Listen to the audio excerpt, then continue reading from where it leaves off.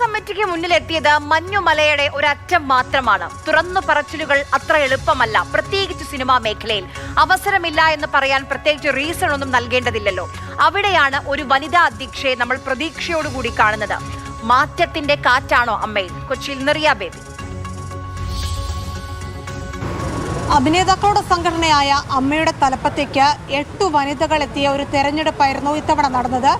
President സ്ഥാനത്തേക്കുൾപ്പെടെ 8 പേർ മത്സരിച്ച് വിജയിച്ച ഒരു തെരഞ്ഞെടുപ്പ് എന്നതാണ് ഇത്തവണത്തെ പ്രത്യേകത. 31 വർഷത്തെ ചരിത്രത്തിനിടയിൽ ആദ്യമായി അമ്മ സംഘടനയ്ക്ക് ഒരു വനിതാ പ്രസിഡന്റ് വന്നിരിക്കുന്നു.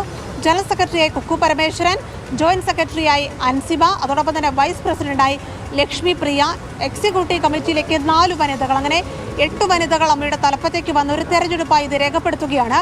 വലിയ സന്തോഷം. അമ്മ ഒരു സ്ത്രീയായി മാറിയിരിക്കുന്നു. എല്ലാവരെയും ഒരുമിച്ച് മുന്നോട്ട് കൊണ്ടുപോകും.